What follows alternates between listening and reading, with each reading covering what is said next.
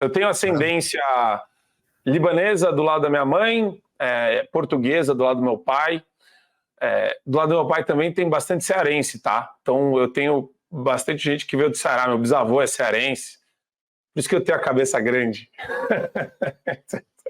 Mas cara, eu tive uma família bem dividida entre São Paulo e Curitiba, né? Porque do lado do meu pai eu tenho primos mexicanos que moram no México, e do lado da minha mãe, toda a minha família ficou em Curitiba. Meus pais se conheceram, meu pai é de São Paulo, e eu fui nascido e criado aqui em São Paulo, então vivi minha vida inteira com eles aqui na cidade de São Paulo. E tenho, poxa, que eu posso falar da minha família que seja interessante? Eu sou muito feliz de ter uma família que me deu uma base legal de valores e de princípios, e sempre uma criação muito forte por parte da minha mãe e do meu pai, me incentivando a buscar o que eu tenho, o que eu gosto, o que eu tinha predileção, né, para fazer desde moleque. Eu, quando era adolescente, eu queria ser pianista, então eu tinha essa vontade gigantesca de ser pianista. Eu cheguei a tocar no Conservatório Souza Lima, fazer aula lá, e só desisti do piano para a advocacia, né, para o direito, porque era uma vida muito solitária, muito triste, muito sozinha. Eu sempre fui uma pessoa vocacionada para falar em público. Eu descobri que eu gostava muito de me apresentar nos recitais de piano. Eu amava, né, o meio cultural dos pianistas e dos músicos, o pessoal que estudava violino, violoncelo, sempre admirei demais, né? Eu gostava de assistir os concertos na Sala São Paulo, no Teatro Municipal, e do nada eu desisti depois que eu assisti um documentário do Nelson Freire, onde ele fala que queria ser feliz igual um pianista de jazz. Daí eu falei, não, meu negócio não é esse, né? O cara mais famoso do Brasil, o pianista mais famoso do Brasil, é um cara solitário e triste, tô fora, entendeu? Mas sempre a minha família esteve por trás aí de mim, me apoiando e me ajudando a encontrar o que eu gosto de fazer, o que eu tinha melhor desempenho também, e caí no antro comunista que hoje, e que sempre foi a PUC São Paulo, né? Que também foi uma escola interessante, porque lá tem uma outra história universitária aí no meio, mas acho que o ponto principal agora do começo é esse, né?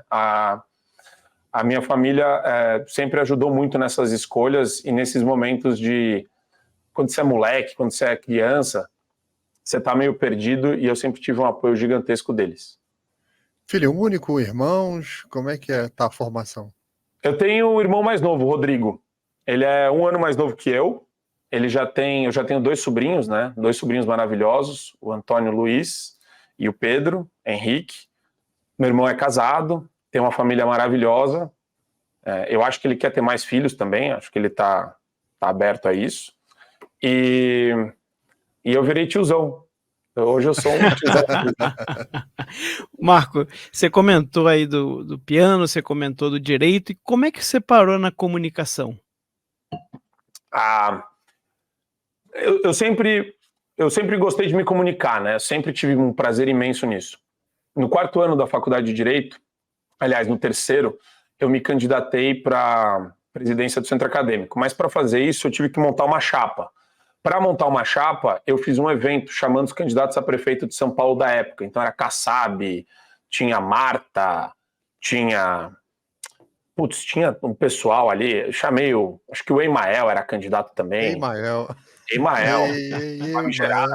Chamei a galera do PCO, e daí quis fazer um negócio plural, né? Colocar um professor de direito e um sociólogo, um professor de direito e um cientista social, porque daí eu sinalizava para os professores de direito que eu seria, que eu estava montando, que eu estava entrando na vida universitária, porque depois, quando eu fosse bater nas salas para pedir para apresentar a chapa, os professores teriam menos resistência. E montei lá um grupo político chamado Apuro em alusão a um poema de Carlos Drummond de Andrade. Bonito, sobre resiliência, sobre esperança. Eu gosto sempre de falar do poema e gosto de recitar o poema, que eu acho ele muito legal, especialmente para o momento que a gente vive hoje. Vamos lá. Um inseto cava sem alarme, perfurando a terra sem achar escape. O que fazer exausto em país bloqueado, em laço de noite, raiz e minério? Eis que o mistério presto, ó razão desata. Em verde sozinha, anti-euclidiana, uma orquídea forma-se. E ele faz esse poema porque Apuro tem esses 3 significados. É uma espécie de inseto, uma espécie rara de orquídea e aporia, um problema sem aparente solução. Então ele mostra que de um problema sem aparente solução, enlace de noite, raiz e minério, país bloqueado, do nada surge anti-euclidiana, né, contra todas as possibilidades, uma orquídea que é o fruto da esperança, é o fruto do nascimento de algo melhor. E daí eu recitei esse poema 1 milhão de vezes com a chapa que eu era candidato, tentando convencer as pessoas que o centro acadêmico era o país bloqueado, e porque só tinha esquerdista no CA, eles usavam para militância, e consegui, aí ganhei, virei presidente do centro acadêmico, junto com uma chapa incrível, pessoas que me ajudaram a fazer a gestão. Teve de tudo, teve traição, teve boato, teve mentira. Eu era o galinha da faculdade e eu era também homossexual ao mesmo tempo. Então, ao mesmo tempo que eu era o galinha e pegava todas, eu era homossexual enrustido e pegava todos. Mas foi muito rica a experiência de falar com o diretor, falar com diretores de outros cursos, lidar com a reitoria, que desde a reitora recente lá da PUC, ela foi de uma chapa, inclusive, que eu apoiei. Militante petista radicalíssima. Mas você via a política universitária e as instâncias políticas e a ausência da Fundação São Paulo, que é a entidade que financia e que cria esse manicômio que virou a PUC, e como a igreja nem chega perto. Quer dizer, a PUC tem um negócio ali, uma dinâmica de poder bizarra, mas você aprende muito sobre natureza humana. E eu, claro, já descobri uma vocação minha para a comunicação lá. Eu gostava do debate, eu gostava de entrar nas salas de aula, de enfrentar uma sala de aula que, sempre que você entrar numa sala de aula, aquele olhar, o pessoal fuzilando você com os olhos. E eu apresentava a minha chapa, eu apresentava depois a minha gestão, falava das iniciativas, a gente fez muita coisa, a gente conseguiu patrocínio de escritório de advocacia para revitalizar o CA. Depois que mudou a gestão no ano seguinte, os esquerdistas ferraram todo o chão do centro acadêmico, pegaram uma criança, colocaram num balde de tinta vermelha e fizeram ela andar pelo teto, né? Seguraram ela de ponta cabeça e fizeram ela andar pelo teto com o pé vermelho. E aí escreviam sobre revolução, destruíram o CA, destruíram. Mas ele estava bonitinho na época que eu fui lá do centro acadêmico, e foi lindo isso, porque você descobre o nível de fanatismo, de radicalismo desses grupos. Imagina, eu fui para a Bahia participar de uma assembleia da Federação Nacional dos Estudantes de Direito. Eu conheci membros do MR8, para você ter uma ideia, Movimento Revolucionário 8 de Outubro, querendo financiar a minha campanha para o FENED com senador e deputado lá do Maranhão. Então é lindo isso.